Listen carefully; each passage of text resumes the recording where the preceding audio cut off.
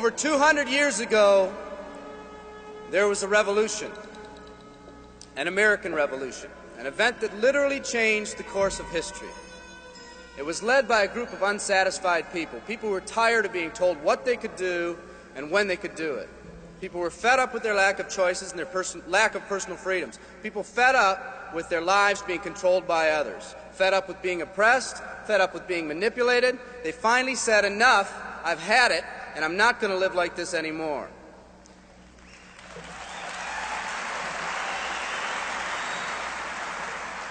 Our ancestors were people that took full responsibility for what happened to them. It was that spirit that ignited a country and formed what is now a giant in the free world. I have a question for you. Where's that spirit today?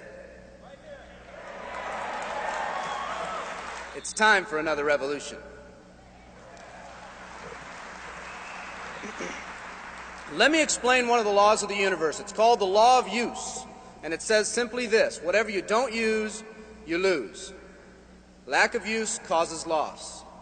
Ambition unused declines. Faith unused decreases. If you don't use your skills, you lose your skills.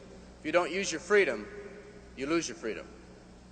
Freedom does not come automatically. It's not attained and then handed down to us as an inheritance. It must be achieved each day. At the turn of the century, in the year 1900, less than 10% of us worked for other people or the government. Over 90% of us were self-employed.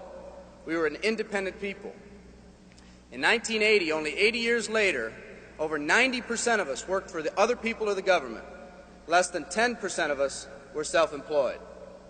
We changed from an independent people to a dependent people. We'd slowly shifted from a people who took full responsibility for everything that happened to them to a people who've become talented and practiced at the art of blaming others for their problems.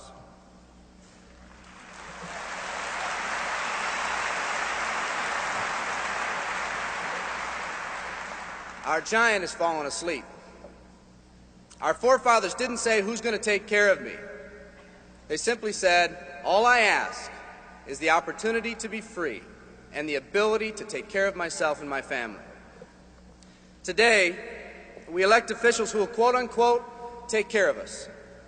We cry out against anyone who dares to ask us to provide more value in the workplace. We do everything we can to spread around the suffering in our society, and yet no one is willing to step up and be part of the solution. We've slowly changed from a society that compensates based on value to a society that compensates based on entitlement and seniority. What we've come to believe is our due. We act as if someone actually owes us a living. Part of this change is due to the dramatic rise of conformity in our society. We're all taught to conform. Incredible pressures are put on us every day to do things, quote-unquote, the right way. And yet no one asks the question, is this really the right way? A man once said, I'm just a collection of mirrors reflecting what everyone expects of me.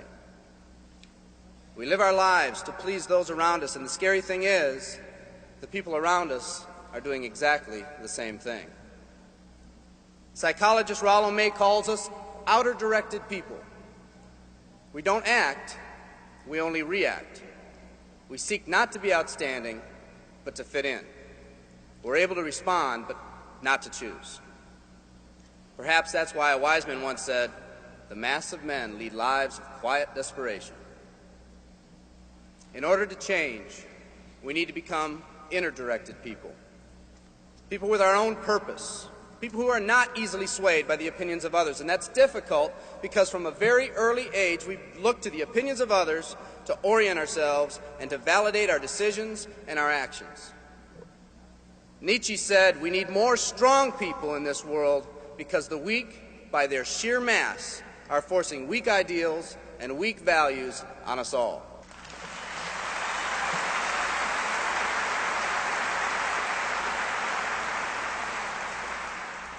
Today's massive social and economic changes are waking this slumbering giant.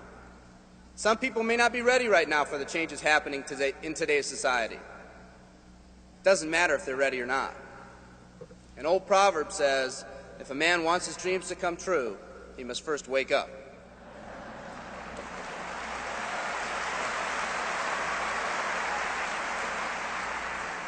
I, for one, am glad for the radical changes in our society because I believe that within that crisis, we will find that independent spirit that once pioneered this country. Some of us are finally ready to change.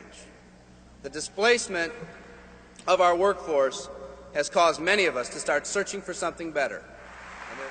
Moving products and moving services is our business and our goal, but what we are becoming in the pursuit of that goal is a larger and much more important issue. The rekindling of our independent spirit has more lasting value.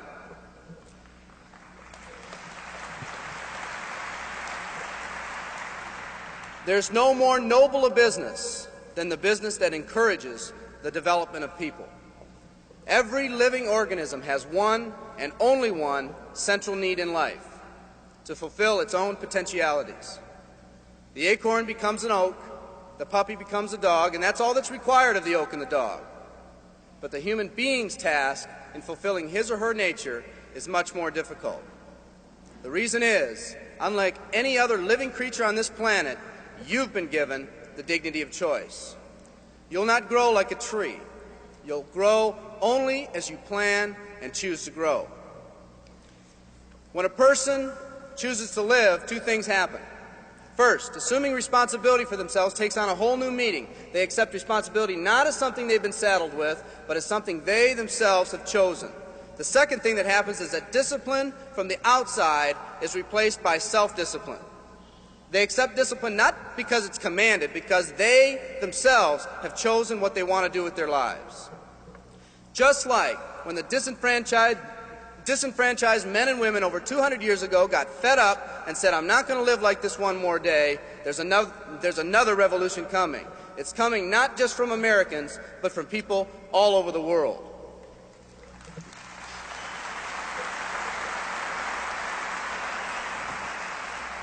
It's coming from people who've been oppressed in meaningless jobs, from people who've been unjustly held back, from people who've been slighted or ignored, from people who've had their hopes crushed time and time again by the circumstances around them, from people who've been playing in a game where the rules weren't the same for everyone, from people whose dreams have almost died by the methodical dripping of negative and pessimistic forces, people who've just been waiting for the right opportunity to present itself, an opportunity that they could hold on to, believe in, a place where people believed in them.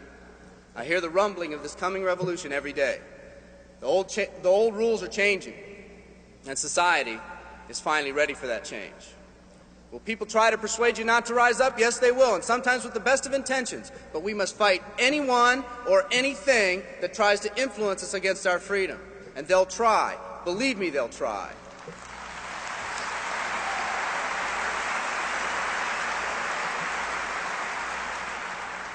They'll try to suggest you off course, to nudge you off course, to distract you off course.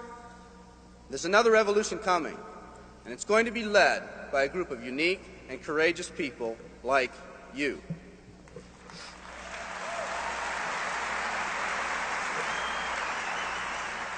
People who've had it with the way things are. People who've picked out their mountain in life and said, "I'm going to the top." And if someone tells you you can't climb mountains, you don't have any experience. You tell them, "I'm going to the top."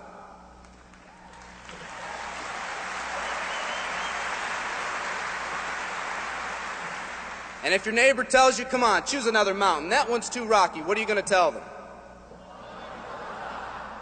And if someone tells you, "Let's go over here where it's not so steep," what are you going to tell them?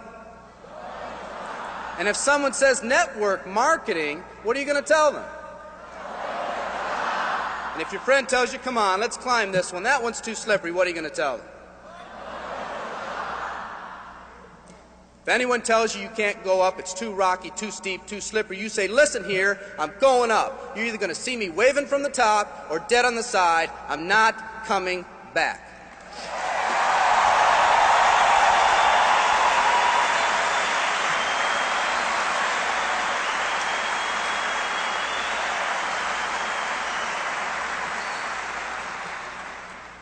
There's something about the do-or-die attitude. It's almost like when someone has a do-or-die attitude, time, fate, and circumstances seem to get together, have a hasty conference, and say, they say they're going to do it or die. We might as well let them have it.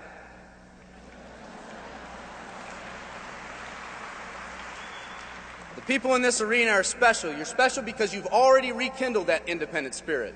You've already said that you're not going to conform to negative pressures around you. You've all said enough, I've had it, and I'm not living like this anymore. You are the people who want to set big goals and aspirations for yourselves and your families. People who want to live in a country where families are brought together again instead of being torn apart.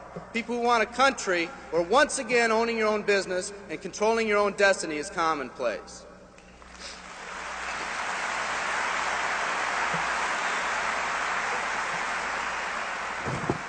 People who want a country where every man, woman, and child is treated with equal respect and dignity.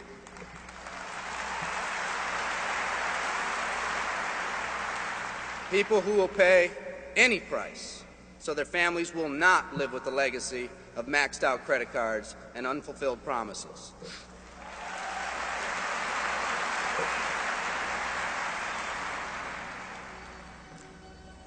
Today, we stand at the genesis of a new revolution, and people like you are going to lead it.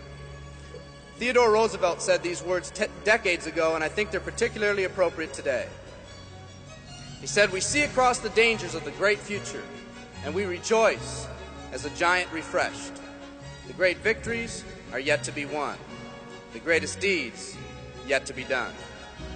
I've dreamt of a company that can give us the opportunity to make these dreams come true by allowing us all to fulfill our own true potential.